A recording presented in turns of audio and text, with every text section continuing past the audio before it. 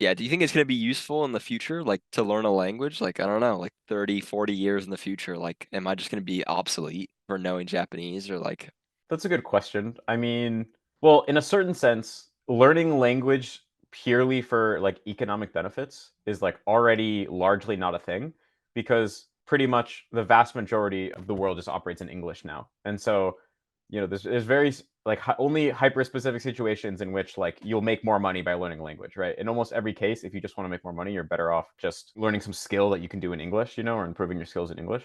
And so that means that already the only benefit to learning a language is kind of like a personal benefit, right? Less rather than like an objective benefit, right? It's like something that just is meaningful to you personally.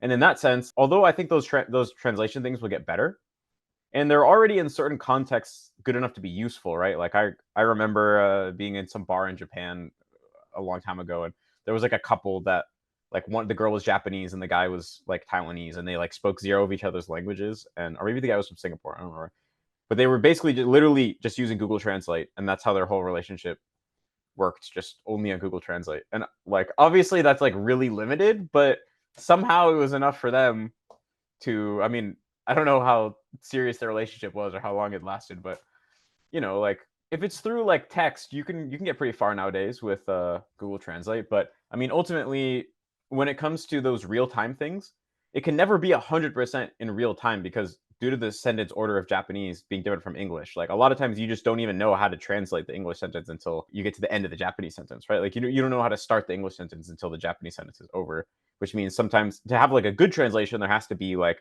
a 3 second plus lag, which is really long in conversation, and it's probably going to try to find some balance of like shortening that while making the translation more unnatural or something.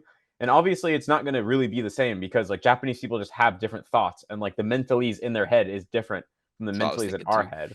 And so it's going to basically translate to like the closest mentalese that you can have in each other's languages, but then you're not really expressing like exactly what, like you're not receiving exactly what the other person is intending to express, right? It's Right. like you're both talking to like a subtly different version that's getting created by the translation machine, and it might look on the surface like you're smoothly like. Actually, it's kind of interesting because many years ago when I was still in college, I got not hired, but like I guess technically hired for a very small amount of money, like by my school to do this live interpretation job where my city where my college was sister cities with some city in Japan. I don't even remember what prefecture it was. And the mayor of that city in Japan was coming to visit the our city, and two mayors were going to meet. And I was basically the best Japanese student in the whole Japanese program at my college, so they like asked me to go and be the interpreter. And at the time, like I was still fluent in Japanese, but like I didn't have the skill to like really interpret at that level, partially because my Japanese wasn't as good as it is today, and partially because interpreting is itself a skill you have to train to be good at, and I had no experience in it. But I basically just bullshitted my way through the whole thing. And there were, I know, a lot of moments where sometimes I didn't even fully understand, and I just made something up in the other language. And there were other times where like I understood, but I just could not think how to translate that like in the moment. So I just said something totally different that made sense. And no one noticed because the Japanese people didn't speak English and the like American people didn't speak Japanese. So I was basically just kind of bullshitting my way through it, but no one could tell but me. And so basically they were each having like a different conversation, right? Like I would say something that made sense. So they, you know, like they both felt like had this illusion they were communicating with each other when in a sense they kind of weren't.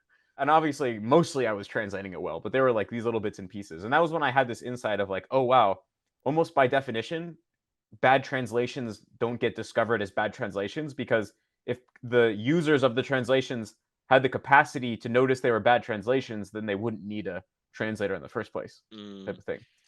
To a degree, right? Obviously, if it's really bad, you're just like, this makes no sense, and then you can tell. But I think it's gonna be basically a version of that with these little instantaneous translator things, where it's like if you want to get business done, or you just having a you're ordering some food, or you have an exchange at like the reception at a hotel, it's going to be perfectly fine. And so in terms of that, like survival need of like I'm going to go take a vacation in this country, so I'm going to learn a little bit on Duolingo, like that will probably become unnecessary, although people will probably do it anyway because they just think it's like a fun cool thing to do. right. But in terms of like if you really want to meaningfully engage with the culture on a deep level, like, you're still going to need to know the language.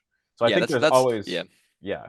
Actually, I that's think kinda what I was there's going to asking. be like a continual language learning renaissance probably because like the more that AI just like does everything for us and we're gonna feel like meaningless, like basically we're all gonna be like retired people. You know, like I kind of like see my dad now. He like retired recently, and now he just does whatever he wants all day, and he's actually really happy. It seems like, at least from my perspective, just like doing hobbies and hanging out with his friends all day and stuff. So I feel like hopefully all of humanity basically becomes like that because AI just creates hyperabundance. I mean, I know it's like a really optimistic scenario, but in Shout that out, case, people are yeah, gonna have nothing to do all day. So maybe they'll just learn languages for fun because ultimately everything will just be for fun anyway. But yeah, I yeah, think people always learn languages, just like people still play chess, even though computers are yeah. better That's at a good chess. point. And That's a good point. Yeah, I guess yeah, I was just asking, like, is it gonna like, I can communicate on a personal level and build a relationship. Like, is that gonna become obsolete? Is like, am I gonna be able to speak to a Chinese person and build a meaningful relationship with somebody in Chinese, even though I speak no Chinese technically? Like, I mean, I guess kind of what I was asking is like, is that gonna take the place of like language learning to like replace a deep, are you gonna be able to well, I form a I deep think level in a way connection with you them? could because like there are couples like that. The one I just said a second ago are extreme, but I know like a lot of couples where like the guy doesn't speak any Japanese, like it's a Jap like a Western guy and a Japanese girl, and the Japanese girl speaks like poor English, and the Yeah. guy speaks like virtually no Japanese. So they speak in English, but the girl's English is pretty poor. So from my perspective, it's kind of like how deep of a relationship can you really have if you can't understand each other with precision and like really express exactly what you're feeling? Yeah. But clearly it kind of works for some people, so it probably depends on what you want out of a relationship. But I think if you wanna be able to, like, have the deepest possible relationship, then you need to have high language ability, and I don't think that the Mm, translation is ever gonna fully replace mm. that.